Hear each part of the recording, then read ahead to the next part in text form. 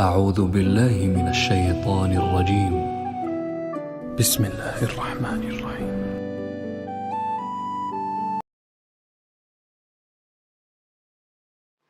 وَإِذْ نَجَّيْنَاكُمْ مِنْ آلِ فِرْعَوْنَ يَسُومُونَكُمْ سُوءَ الْعَذَابِ يُذَبِّحُونَ أَبْنَاءَكُمْ وَيَسْتَحْيُونَ نِسَاءَكُمْ وَفِي ذَلِكُمْ بَلَاءٌ مِّن رَّبِّكُمْ عَظِيمٌ۔ اس میں چونکہ پہلی مرتبہ لفظ آل فرعون آ رہا ہے، تو جیسے بنی اسرائیل کی ہم نے پوری وضاحت کی، اسی طریقے سے آل فرعون کا مفہوم بھی معین کر لیجئے۔ فرعون یہ ایک طرح کا لقب ہے کہ جو مصری شہنشاہوں کا تھا، جیسے قیصر روم یا ایران کے لیے کسرا یا روس کے بادشاہوں کا زار، مختلف جو ہے یہ تبع، یہ متبابع رہے ہیں یمن کے، اسی طریقے سے فرعون۔ لیکن یہ وہی لوگ کہ جو اصل تھے مصر کے رہنے والے قبطی، باقی جو باہر سے لوگ آ کر حکمران ہو گئے تھے انہیں فرائنہ نہیں کہا گیا، یہ ان کا اسی لیے لقب نہیں ہے۔ وہ قرآن مجید نے بھی سورہ یوسف میں کہیں لفظ فرعون استعمال نہیں کیا، وقال الملک کو کہا بادشاہ نے۔ یہ انہیں تاریخ والے بھی کہتے ہیں، یہ علیحدہ ایک تھا معاملہ، اور ان کو ہکسوس کنگز کہتے ہیں، چرواہے بادشاہ۔ آل کے لفظ کو بھی سمجھ لیجئے کہ یہ لفظ جو ہے ہمارے ہاں خاص طور پر اہل تشیع نے اس کو ایک مفہوم دے دیا ہے کہ آل محمد صلی اللہ علیہ وسلم سے مراد جو ہے وہ صرف حضرت علی کی نسل جو ہے وہی آل محمد میں شامل ہوگی رضی اللہ تعالی عنہ، لیکن یہ بات صحیح نہیں ہے۔ آل کا اصل جب لفظ جو ہے وہ اس کا مفہوم ہے آل یعولو، اور آبا یعوبو سے یہ بہت قریب ہے۔ آبا یعوبو لوٹنا، آئبونا تائبونا لربنا حامدون، جب سفر سے واپس آتے تھے حضور صلی اللہ علیہ وسلم تو گھر میں داخل ہوتے ہوئے جو آپ کی زبان پر الفاظ حمد ہوتے تھے اللہ کے شکر کے، اس میں آئبونا تائبونا، ہم لوٹ کر آ رہے ہیں اپنے رب کی طرف توبہ کرتے ہوئے، یعنی گھر میں بھی گھر کے والوں کی طرف بھی آ رہے ہیں، اپنے رب کی طرف بھی آ رہے ہیں۔ ہر وقت انسان کو توبہ کرنی ہے۔ تو آبا یعوبو آل یعولو، لوٹنا، اسی سے لفظ تعویل بنا ہے، کسی شے کے اصل مفہوم کی طرف اسے لوٹانا، یہ تعویل ہے۔ اس کی وضاحت جو ہے میں تعارف قرآن کے ضمن میں تفسیر اور تعویل کے فرق میں اس لفظ کی وضاحت کر چکا ہوں۔ تو آل کہتے ہیں کسی بڑی شخصیت کے تمام متبعین، منتسبین، جو بھی اس کی طرف اپنے آپ کو منسوب کریں۔ بڑے بڑی شخصیتیں ہیں، بڑی ان کا مقام اور مرتبہ ہے، تو ان کے احباب ہیں، رفقا ہیں، ان کے اعوان و انصار ہیں، ان کے منتسبین ہیں، ان کے عقیدت مند ہیں، وہ سب کے سب اس کی آل شمار ہوں گے، جو بھی ان کے تابعین ہیں اور جو بھی ان کی طرف اپنے آپ کو منسوب کرتے ہیں۔ اس معنی میں آل فرعون کا مطلب جو ہے وہ ہے فرعونی، فرعون والے، فرعون کے متبعین، فرعون کے لاؤ لشکری، فرعون کے قوم کے سردار۔ اس معنی میں قرآن مجید میں یہ لفظ آیا ہے بار بار، اور اسی لفظ کی سے در حقیقت نفی ہو جاتی ہے کہ آل فرعون سے مراد صرف فرعون کی نسل نہیں ہے، بلکہ یہ کہ وہ تمام قوم جو ہے اس کے اندر جو ان کا وہ طبقہ تھا کہ جو سرداروں کا طبقہ تھا، ملاؤ جو ان کے سردار تھے، جو درباری تھے، اور جو بڑے بڑے ان کے سپہ سالار تھے، بڑے فوجی جو ہیں ان کے منصبدار تھے، ان سب کو آل کہا گیا ہے۔ اس سے لفظ جو ہے اس کے قریب یہ اہل، اہل کسی بھی شخص کے گھر والے جو ہے وہ اہل ہیں۔ یہ آل اور اہل ویسے تھوڑا سا فرق ہے، اور اسی میں اہل و عیال والا جو لفظ ہے، آلہ یعیلو کا مطلب بھی ہوتا ہے عیال دار ہونا، اور اس کے اندر تنگ دستی کا مفہوم بھی ہے، اس لیے کہ جس کی زیادہ اولاد ہو جائے گی ظاہر بات ہے کہ اس کے اوپر معیشت کا بوجھ زیادہ پڑے گا، معاش کے لیے اسے زیادہ بھاگ دوڑ کرنی پڑے گی، تو اعلیٰ یعیلو جو ہے اس کا مفہوم یہ بھی ہے۔ تو یہ الفاظ جو ہیں عربی زبان میں جو جن کے مادے قریب ہوتے ہیں، مفہوم کے اعتبار سے بھی ان میں بڑا قرب ہوتا ہے اور ان میں نسبت ہوتی ہے۔ تو آل فرعون سے مراد یہاں جو مصر کا اس وقت کا حکمران طبقہ تھا،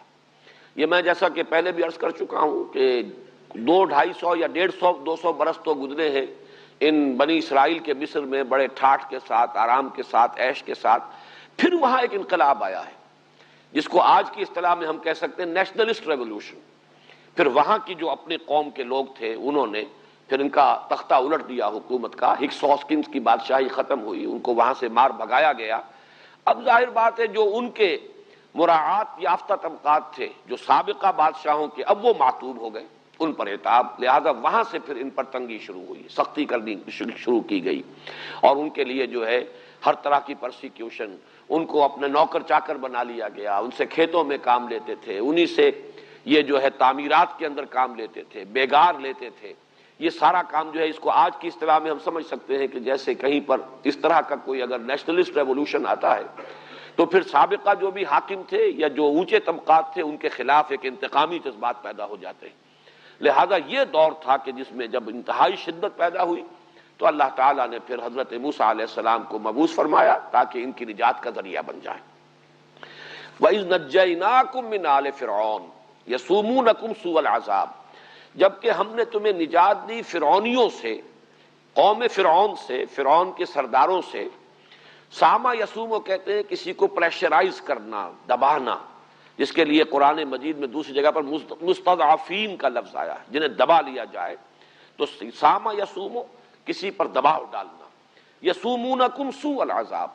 تمہیں بدترین عذاب میں مبتلا کر رہے تھے، شدید ترین پرسیکیوشن کا تمہیں نشانہ اور شکار بنایا جا رہا تھا. یسبحون ابناکم ویستحیون نساءکم، تمہارے بیٹوں کو وہ ذبح کر ڈالتے تھے اور تمہاری عورتوں کو زندہ رکھتے تھے. وفی ذالکم بلاء من ربکم عظیم، اور اس میں یقیناً تمہارے رب کی طرف سے بہت بڑی آزمائش، بڑا ابتلا، تمہارے لیے بڑے شدید حالات تھے کہ جن میں تمہیں اللہ تعالیٰ نے اس وقت ڈال دیا تھا. اس میں یہ جو ہے بیٹوں کا قتل کرنا، اور اس میں خاص طور پر لفظ جو ہے نوٹ کیجئے یذبحون، یہ باب تفعیل ہے، اور تفعیل کے اندر تدریجن اور تھوڑا تھوڑا کر کے یا بار بار وقفے سے کسی کام کا کرنا، یہ اس کا ایک خاصہ ہے لازمی باب تفعیل کا. اور اس کا سبب سمجھ میں آتا ہے کہ جب اس قوم کو دبانے کا خیال کیا گیا تو یہ ایسا نہیں ہوا ہوگا کہ ظاہر بات ہے کہ ایسا ہو بھی نہیں سکتا تھا، انہیں باقی بھی رکھنا ہے، ان سے خدمت بھی لینی ہے، انہیں اپنا غلام بنا کر رکھنا ہے، استخدام جو ہے وہ مقصود ہے، تو انہیں ختم تو نہیں کر دینا. تو جیسے جیسے وہ دیکھتے ہوں گے کہ یہ قوم اب پھر ذرا پنپ رہی ہے تو پھر ان کے ایک نسل کو قتل کر دینا کہ اب فلاں وقت تک کے لیے جتنی اولاد ان کے ہاں پیدا ہو نرینہ اسے قتل کر دیا جائے. تو گویا کہ یہ اس قوم کی طاقت کو توڑنے کے لیے پے بپے وقفے سے اس قسم کے اقدامات ہوئے ہیں. اسی لیے یذبحون ابناءکم، وہ ذبح کر ڈالتے رہے تمہارے بیٹوں کو، یعنی یہ انداز اختیار کیا گیا ہے کہ یہ پے بپے ہوا ہے. اور 2 مرتبہ کا جو ہے اس قسم کا معاملہ یہ تو قرآن مجید سے ثابت ہے. ایک تو یہ کہ حضرت موسیٰ علیہ السلام کی بعثت سے قبل قرآن مجید میں اشارہ ہے موجود، اور دوسری روایات میں تفصیل موجود ہے کہ خواب دیکھا تھا فرعون نے کہ کوئی ایک ایسا بچہ پیدا ہوا ہے کہ جو اس کے تخت کے لیے اور حکومت کے لیے خطرہ بن گیا ہے. تو اس کے بعد اس نے یہ فیصلہ کیا کہ یہ بنی اسرائیل میں جو بھی بیٹا پیدا اسے قتل کر دیا جائے. چنانچہ قرآن مجید میں وضاحت سے ہے کہ موسیٰ کو اللہ تعالیٰ نے وحی فرمائی، اوحینا الی موسیٰ ان اقذفیہ، کہ اس کو اپنے بچے کو جب تک تو کوئی تمہیں اندیشہ نہ ہو دودھ پلاتی رہو، اپنے پاس رکھو. جب بھی کہیں پکڑ دھکڑ دیکھو کہ کوئی تلاشی ہو رہی ہے اور کوئی کارندے فوج کے پیادے آ گئے ہیں حکومت کے تلاشی لیتے ہوئے کہ کوئی بچے اس دوران میں تو پیدا نہیں ہوئے ان کے ہاں، تو اسے صندوق میں رکھ کر اور دریا میں ڈال دینا. یہ ہمارے ذمے ہے، ہم اس کی حفاظت کریں گے اور تمہارے پاس لوٹا کر بھی لے آئیں گے. رادوہ الیک، ہم لے آئیں گے واپس تمہاری طرف. تو اس اعتبار سے یہ ایک تو اس موقع پر ہوا ہے. دوسرے خود قرآن مجید سے یہ ثابت ہے سورہ اعراف میں جب حضرت موسیٰ علیہ السلام نے دعوت دینی شروع کی ہے، دعوت نبوت و رسالت، اور آپ کی دعوت جو ہے پھیل رہی تھی، اور اس سے کچھ اندیشہ یہ ہو رہا تھا کہ شاید آل فرعون کے بھی کچھ لوگ جو ہے وہ متاثر ہو رہے ہیں. ظاہر بات ہے کہ دعوت حق ہے اس کے لیے تو کوئی بیریئرز نہیں ہے، وہ نسل بیریئر نہیں بن سکتی، ہر نسل کے اندر کچھ سلیم الفطرت لوگ موجود ہوتے ہیں. تو یہ کہا کچھ سرداروں نے، کچھ درباریوں نے کہ اے فرعون، کیا تو اس کو موسیٰ کو اسی طرح چھوٹ دیے رکھے گا؟ اگر تو نے اس کو چھوٹ دیے رکھی تو یہ تو تیرا دین بھی ختم کر دے گا اور تیرے لیے بہت بڑا خطرہ بن جائے گا.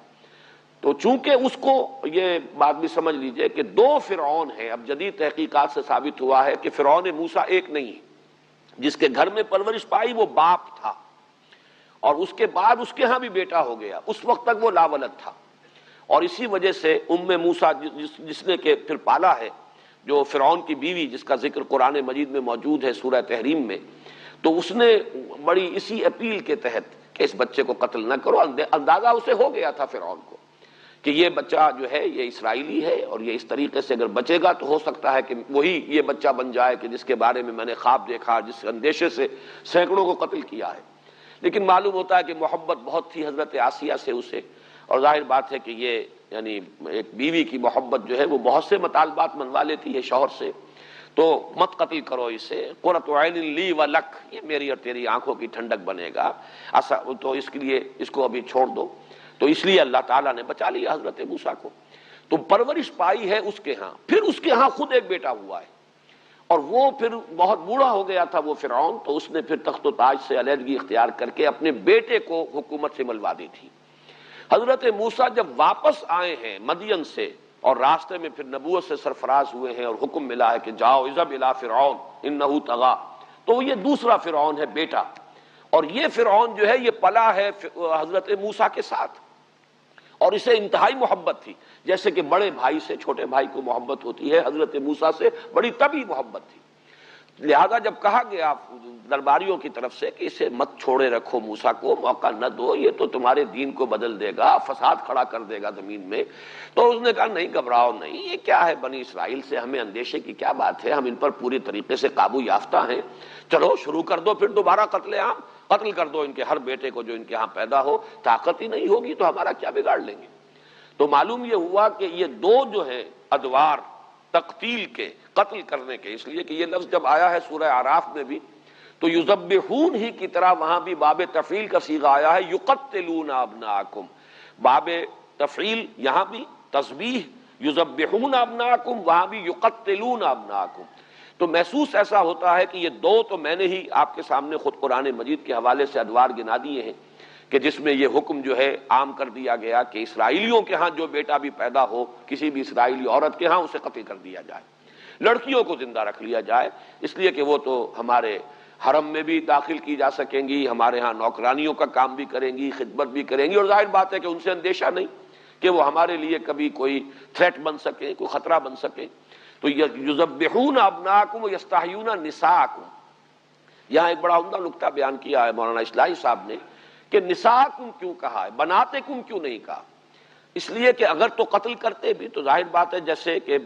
لڑکوں کو قتل کرتے تھے جو نوزائیدہ ہوتے تھے تو قتل کرتے، تو عورتوں کو قتل کرتے، بچیوں کو قتل کرتے،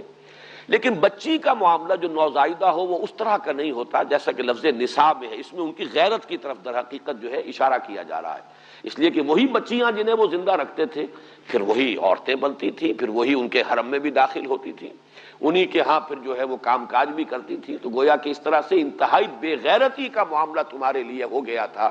کہ تمہاری عورتیں جو ہے وہ اس طریقے سے اس حاکم قوم کے گھروں کے اندر چاہے تو وہ کام کاج کے لیے اور خدمت کے لیے اور چاہے ان کے حرم میں داخل کر لی جاتی ہوں گی جیسے کہ ہوتا ہے ظلم۔ تو یہ گویا کہ اس کی طرف اشارہ کیا گیا جو لفظ بنات سے بات پورے طور سے نکھر کر اور اجاگر ہو کر نہ آتی۔ یذبحون ابناءکم ویستحیون نساءکم، وہ ذبح کر ڈالتے تھے تمہارے بیٹوں کو اور زندہ رکھتے تھے تمہاری عورتوں کو، وفی ذالکم بلاء من ربکم عظیم، اور اس میں یقیناً تمہارے رب کی طرف سے بڑی ابتلاء اور آزمائش، تمہارے صبر کا بہت بڑا امتحان، تمہارے تحمل کے لیے بہت بڑی آزمائش تھی۔ چونکہ میں نے یہاں عرض کیا ہے کہ باب تفعیل کا خاصہ ہے کہ تدریجاً وقفے وقفے سے کوئی کام کیا جائے، جیسے تنزیل اور انزال بار بار اس کا ذکر ہوا ہے، تعارف قرآن کے جو لیکچرز تھے ان میں بھی میں نے بیان کیا۔ تنزیل ہے تھوڑا تھوڑا کر کے وقفے وقفے سے نازل کرنا، انزال ہے کسی شے کا دفعتاً نازل کر دینا۔ قرآن مجید کے لیے یہ دونوں الفاظ آئے ہیں اور ان کا جو مفہوم ہے وہ میں اس وقت بیان نہیں کر رہا، میں بیان کر چکا ہوں۔ یہاں آپ دیکھیے کہ ایک ہی جگہ پر وَإِذْ نَجَّيْنَاكُمْ مِنْ آلِ فِرْعَوْنَ بھی آیا ہے،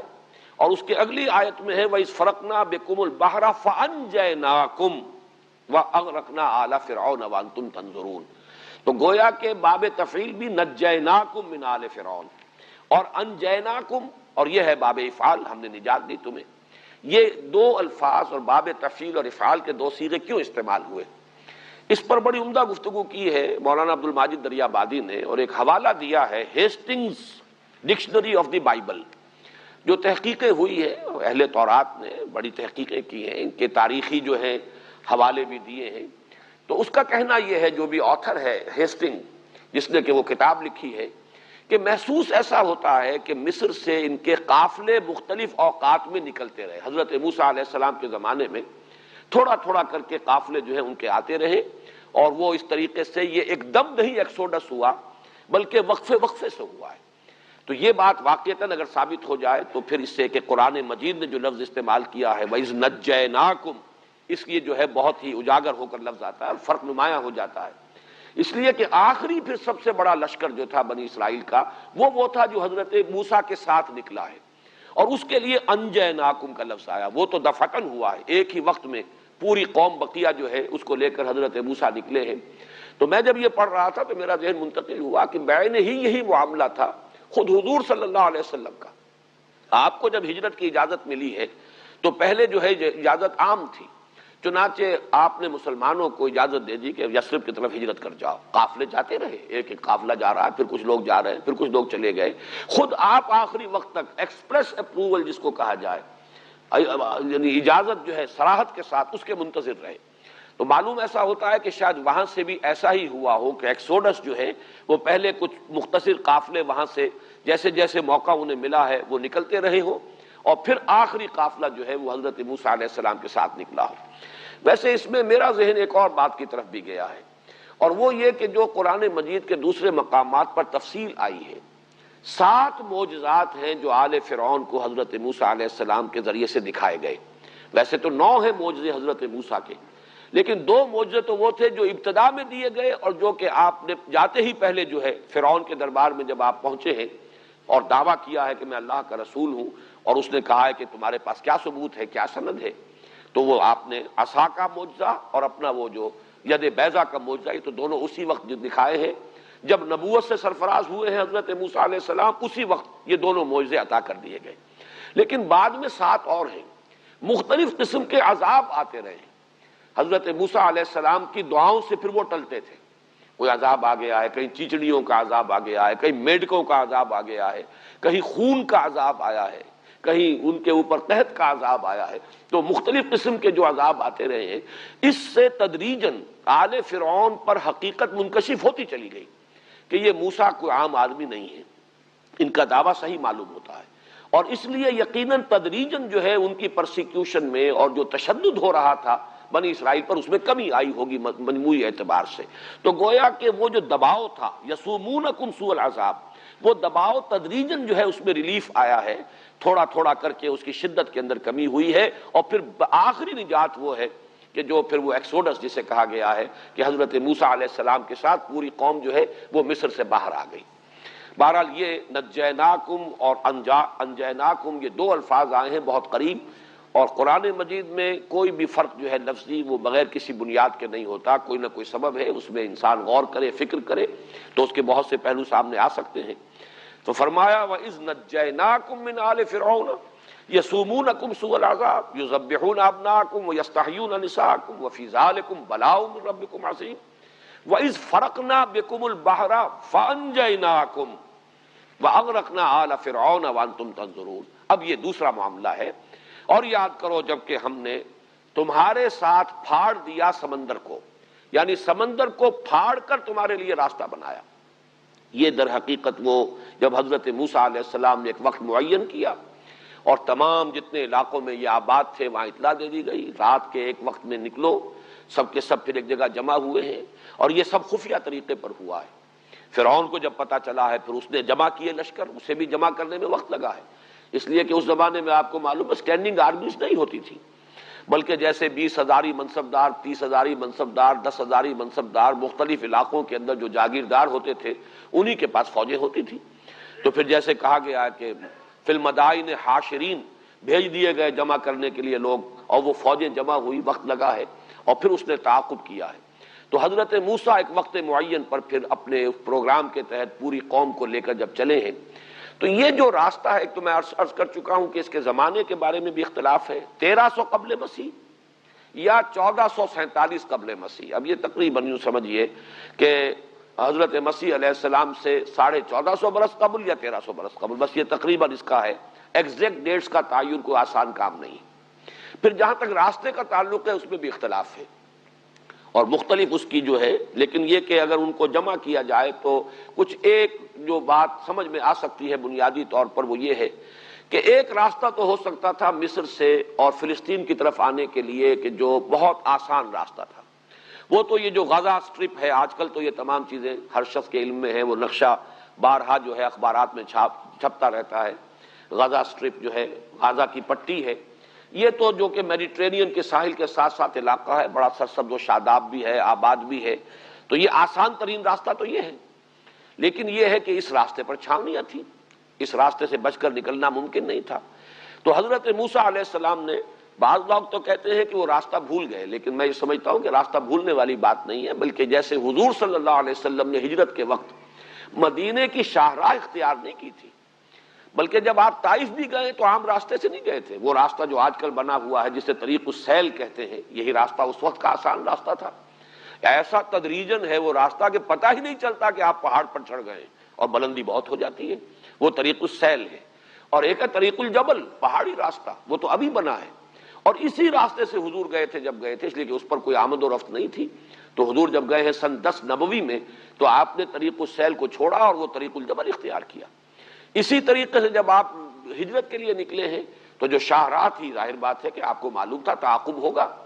پیچھا کیا جائے گا، لوگ تلاش میں نکلیں گے، تو بالکل اس کے برعکس جنوب کی طرف آپ گئے بجائے شمال کی طرف جانے کے۔ غار ثور جنوب کی طرف ہے، اور وہاں جا کر آپ نے 3 رات جو ہے قیام کیا ہے، پھر وہاں سے بھی نکلے ہیں تو جو شدید ترین راستہ ہو سکتا تھا وہ آپ نے اختیار کیا ہے، عام راستہ اختیار نہیں کیا۔ اب جو سڑک بن گئی ہے مدینہ اور مکے کے درمیان، وہ وہی سڑک ہے کہ جس کو اب آج کل وہ کہتے بھی ہیں طریق الہجرہ، یہ وہ راستہ ہے۔ اس پر یہ ابھی بالکل ریسنٹلی سڑک بنی ہے، ورنہ پہلے راستہ جاتا تھا ساحل کے ساتھ ساتھ، وہ رابغ وغیرہ ہو کر، جدے سے ہو کر رابغ وغیرہ ہو کر، اب وہ طریق الجبل جو ہے طریق الہجرہ والا بن چکا ہے۔ تو حضرت موسیٰ نے بھی قوم کو لے کر راستہ وہ اختیار کیا کہ جس پر نہ تو چھاونیاں تھیں نہ آبادی تھی، بیابان علاقہ، تاکہ اس میں یہ کہ تعاقب کا اور مٹ بھیڑ کا اندیشہ کم ہو۔ پھر اس میں یہ ہے کہ یقیناً کسی ایسے موقع پر ہوا ہے کہ وہ جہاں جانا چاہتے تھے اس کی بجائے جب وہ فرعون کا لشکر جو نظر آیا ہے کہ بادل اٹھ رہے ہیں گرد کے، اور معلوم ہوتا ہے کہ ایک پورا لشکر آ رہا ہے، تو سامنے اب راستہ کوئی نظر نہیں آیا اور وہ سمندر کے کنارے پہنچ گئے۔ اس میں بھی اختلاف ہے کہ وہ کون سی جگہ ہے جہاں سے کہ حضرت موسیٰ علیہ السلام نے جو سمندر جس کو کہا جا رہا ہے ہم نے سمندر کو پھاڑ دیا، اور بحر کا لفظ جو ہے عربی زبان میں یہ دریا کے لیے بھی آتا ہے،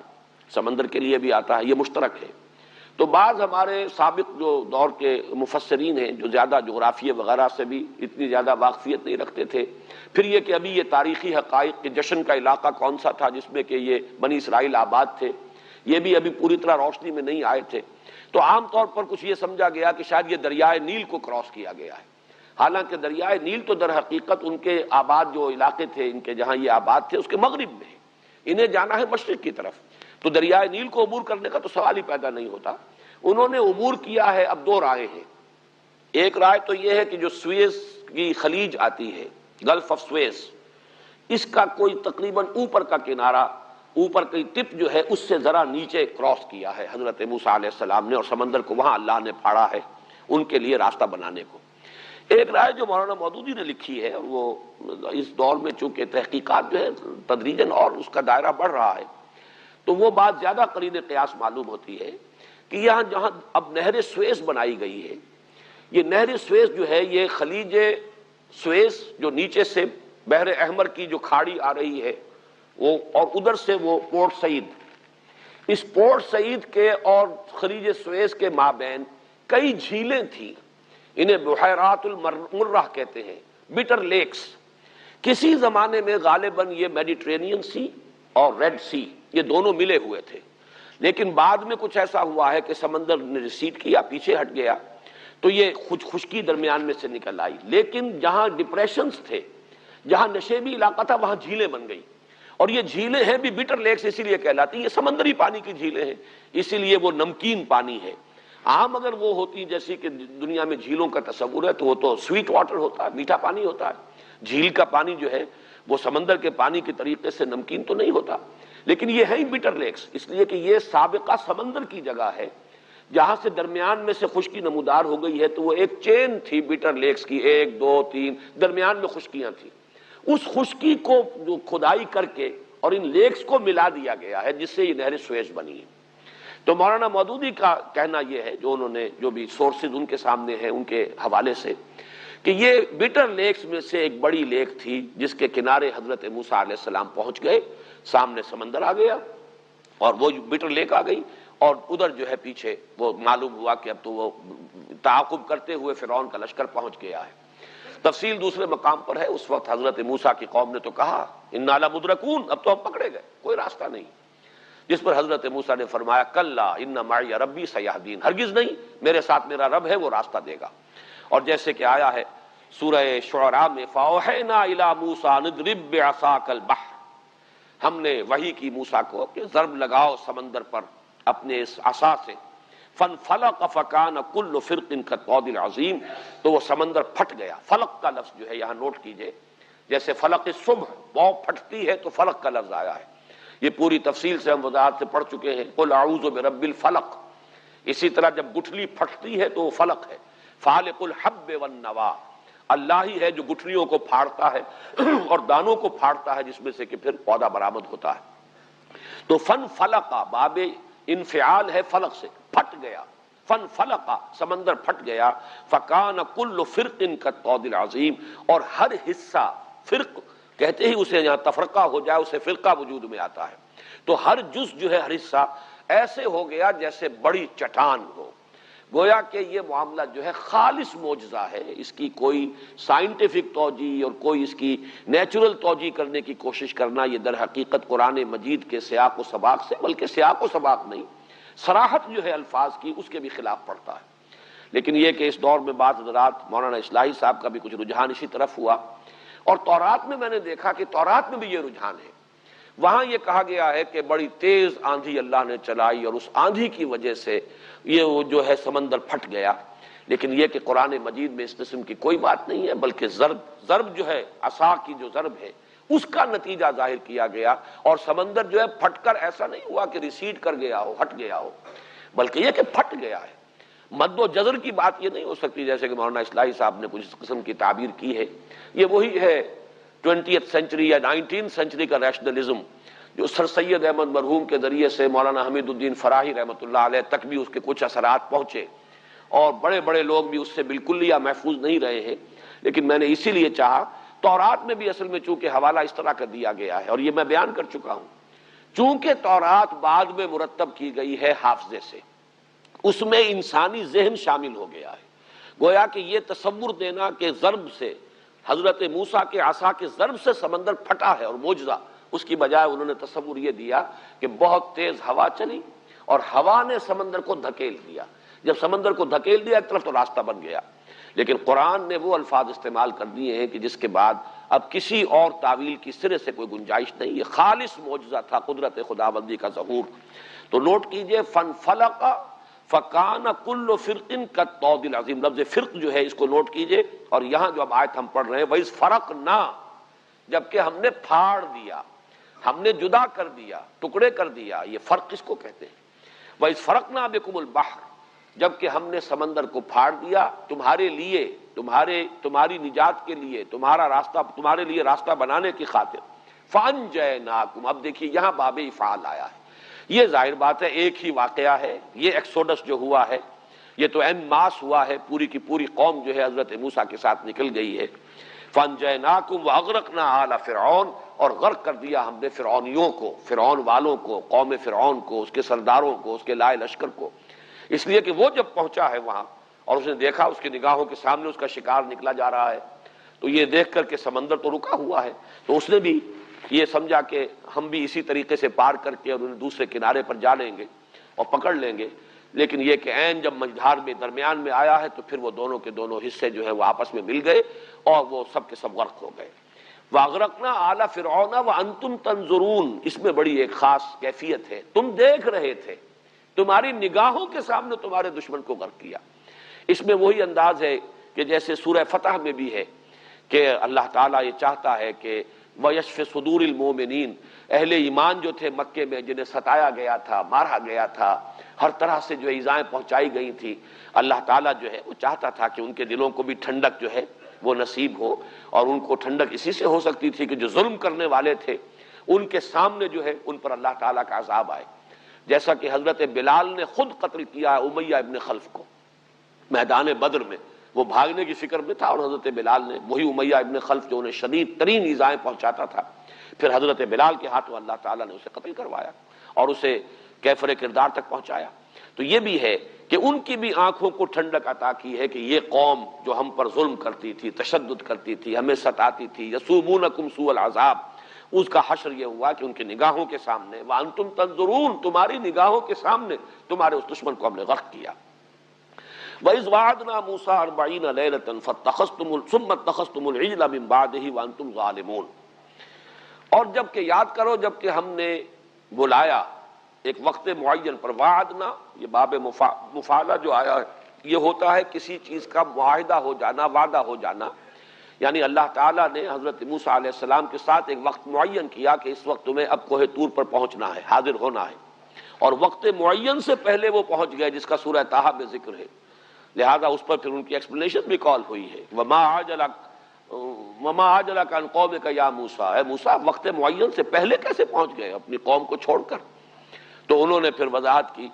وَعَجِلْتُ إِلَيْكَ رَبِّ لِتَرْضَىٰ، پروردگار میں تو جلدی کر کے آیا کہ تو راضی ہو جائے، تو میرا شوق دیکھ، میرا اشتیاق دیکھ۔ لیکن یہ کہ وہاں ایکسپلینیشن کال ہوئی اور اللہ تعالیٰ نے فرمایا کہ تم نے جو جلدی کی ہے اس کا نتیجہ نکل چکا ہے، اِنَّا فَتَنَّا قَوْمَكَ مِن بَعْدِكَ وَأَضَلَّهُمُ السَّامِرِي،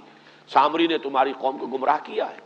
بہرحال وہ ایک وقت معین کے لیے میں نے یہ وضاحت کی ہے، وعدنا یہ وہی ہے باب مفعلہ، جب کوئی قرارداد طے ہو گئی وقت کی کہ اس وقت پہنچنا ہے۔ موسیٰ 40 لیلۃ، حضرت موسیٰ علیہ السلام کا لفظ یہاں پر اب پہلی مرتبہ آ رہا ہے قرآن میں، تو اسے نوٹ کر لیجئے۔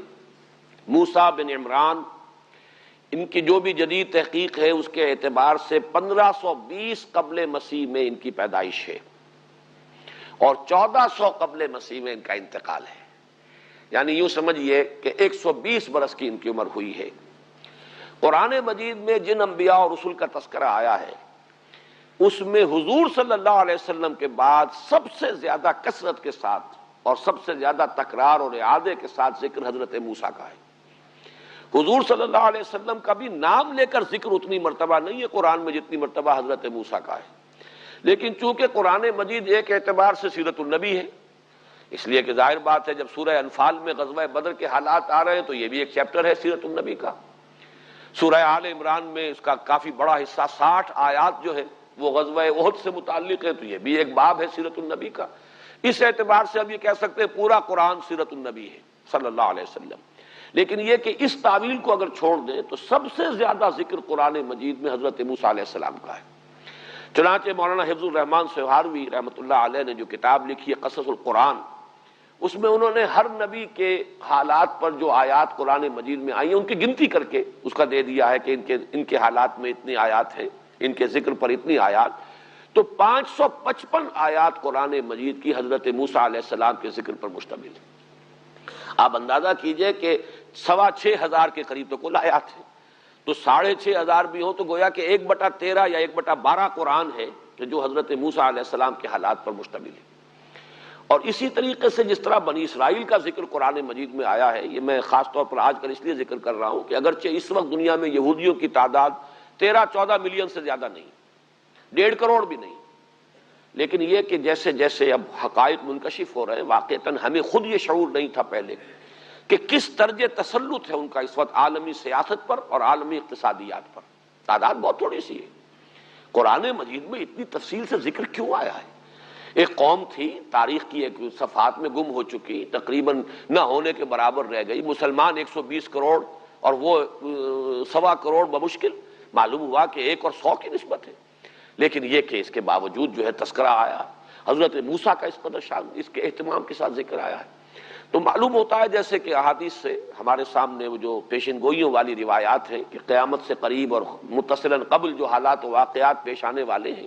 تو یہ تو در حقیقت انہی 2 امتوں کی تاریخ بنے گی، دنیا کی تاریخ۔ ایک امت سابقہ بنی اسرائیل جن میں سے وہ دجال اکبر کا ظہور ہوگا، اس کا ایک جو ہے ایک ابال آئے گا، اس کے اندر اس کی باسی کڑھی کے اندر اقتدار انہیں حاصل ہوگا،